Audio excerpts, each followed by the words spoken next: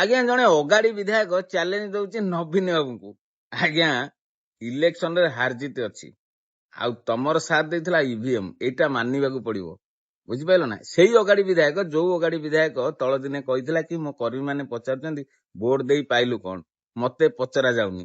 ଆରେ ଅଗାଡି ବିଧାୟକ, ତମର ମନେ ରଖିବା ଦରକାର। ଓହୋ, ଯାହା ଜଣା ପଡିଲା ତମ କର୍ମୀ ମାନେ ବା ତମ ଦଳୀୟ ଲୋକମାନେ ବା ତମର ଯୋଉ ଶୁଭେଚ୍ଛୁ ଆଉ ହିତାକାଂକ୍ଷୀ ଲୋକମାନେ କହିଦେଲେ କଣ ନା, ଯାଇକି ଟିକେ ବିଧାନସଭାରେ ଚିଲେଇ ଦବ, ନବୀନ ବାବୁଙ୍କ ନାଁରେ ଟିକେ କହିଦବ ଆଉ ଚ୍ୟାଲେଞ୍ଜ ଦବ, ଦେଖିବ ତମର ହୁ ହୁ ହେଇ ପଡିବ। ମନ୍ତ୍ରୀ ଜମା ପାଇବନି ଆଜ୍ଞା। ମନ୍ତ୍ରୀ ପଦ ପାଇବାକୁ ଆଶା କରୁଛ କି? ଜମା ଜମା ପାଇବନି। ଆପଣ ଯୋଉ ତଳତଳିଆ ହେଇକି ଥିଲେ ସେଇ ତଳତଳିଆ ହେଇକି ରହିବେ। ଆଉ ଗୋଟିଏ କଥା କହିବୁ, ଯୋଉ ଆପଣ ଚ୍ୟାଲେଞ୍ଜ ଟି ଦଉନାହାନ୍ତି, ଆରେ ଚ୍ୟାଲେଞ୍ଜ ଦଉଛ କଣ? ଥରେ ଇସ୍ତଫା ଦିଅ, ପଦରୁ ହଟ, ତାପରେ ଇଲେକ୍ସନ ହବ, ତାପରେ ଦେଖିବ ତମେ ଜିତୁଛ କି ଖତ ଖାଉଛ। ବୁଝିପାରିଲ ନା? କହିବା ପୂର୍ବରୁ ଭାବିବା, ଭାବି ଚିନ୍ତିକି କହିବା ହେଲା। ଏତେ ଚ୍ୟାଲେଞ୍ଜ ଦବା କିଛି ଦରକାର ନାହିଁ। ଓଡିଶାବାସୀ ଜାଣିଛନ୍ତି ନବୀନ ବାବୁ କଣ, ଓଡିଶାବାସୀ ଜାଣିଛନ୍ତି ବିଜୁ ଜନତା ଦଳ କଣ। ବୁଝିଲେ ନା? କାନ ମନ ଧ୍ୟାନ ସବୁ ଦେଇ ଶୁଣିବ, ତାପରେ ଯାଇ ନବୀନ ବାବୁଙ୍କ ଉପରେ ଆଙ୍ଗୁଳି ନିର୍ଦ୍ଦେଶ କରିବ। କଣ ବୁଝିପାରିଲା ନାହିଁ?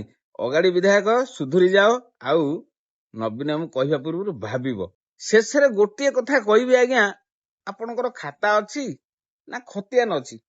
ଯାହା ଜଣା ପଡୁଛି ଆପଣଙ୍କର କିଛି ନାହିଁ, ଆଉ ଶାଳୀନତା ବି କିଛି ନାହିଁ। ବୁଝିପାରିଲେ? କି ଆକୁ ତାକୁ କହୁଛ କଣ? ତମେ ନବୀନ ବାବୁଙ୍କୁ କହୁଛ କଣ? କଣ ପାଇଁ କହୁଛ? ତମେ ସିଧା ସିଧା ଯାଉନ, ତମେ ସିଧା ସିଧା ଯାଅ, ଇସ୍ତଫା ଦିଅ, ତାପରେ ଆଉ ଥରେ ଇଲେକ୍ସନ ପାଇଁ ଅପିଲ କର, ଆପ୍ଲାଏ କର, ଯାହା କରିବା ଅଛି କରୁନ। ଆଉ ସେଇଟା କିଛି ନ କରିକି ଆସିକି ବିଧାନସଭାରେ ହାଉ ହାଉ ହଉଛ। ଯାଅ ଯାଅ, ବୁଝିଲ? ଯାଅ, ଇସ୍ତଫା ଦବ, ପଦରୁ ହଟିବ, ତାପରେ ଇଲେକ୍ସନ ପାଇଁ ଆପ୍ଲାଏ କରିବ, ତାପରେ ଦେଖିବ ତମ ସାହିର ସେ ଯୋଉ ୱାର୍ଡ ମେମ୍ବର ଠିଆ ହବ। ନବୀନ ବାବୁ ଠିଆ ହବା କିଛି ଦରକାର ନାହିଁ। ତମ ସାହିର ୱାର୍ଡ ମେମ୍ବର ଠିଆ ହେଲେ ବି ସିଏ ତମକୁ ହରେଇକି ଦେଖିବ। ଦିଅ, ଥରେ ଇସ୍ତଫା ଦିଅ, ଆଉ ତମ ୱାର୍ଡ ମେମ୍ବର ସହ ତମ ସାଙ୍ଗରେ ଟକ୍କର ହବ, ଆଉ ଟକ୍କର ହେଲା ପରେ ତମେ ଅମାନତ ହାରିବ। ଏତେ ଗର୍ବ ଭଲ ନୁହଁ। ବୁଝିପାରିଲେ?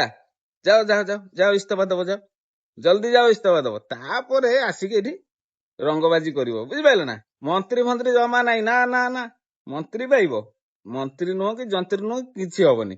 ବୁଝିଲ? ଖାଲି ଏମିତି ଆଉଥରେ ବିଧାନସଭା ହେଲେ, ଆଉଥରେ ଅଧିବେଶନ ହେଲେ, ଆଉଥରେ ଟିକେ ଜୋରରେ ଚିଲେଇ ଦବ। ଏଥର କାହା ନାଁରେ ଚିଲେଇବ କହିଲ? ତମ ଦଳ ନାଁରେ ଚିଲେଇବ। ଯାହା ଜଣା ପଡୁଛି, ଆମେ କହୁନୁ, ଯାହା ଜଣା ପଡୁଛି। ନବୀନ ବାବୁକୁ ଛାଡିଦେଲ, ନବୀନ ବାବୁକୁ କହିଦେଲ, ତାପରେ ଏବେ ଦଳ ନାଁରେ କହିଲେ ମନ୍ତ୍ରୀ, ତମେ ତ ଆହୁରି କଣ କଣ ହେଇଯିବ। ଆଉ ଯାହା ଜଣା ପଡୁଛି ସିଏମ ପିଏମ ହବ। ବୁଝିଲ? ଅଗାଡି ବିଧାୟକଙ୍କୁ ଅନୁରୋଧ, ଦୟାକରି ଭିଡିଓଟିକୁ ଦେହକୁ ନେବେନି, ଆଉ ଭାବି ଚିନ୍ତିକି କଥା କହିବେ। ବୁଝିଲେ ନା? ଏ ଭିଡିଓରେ କିଛି ବୁଝିବେ।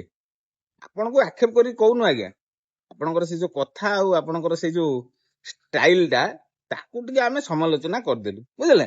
ରହିଲି ସାର୍, ନମସ୍କାର।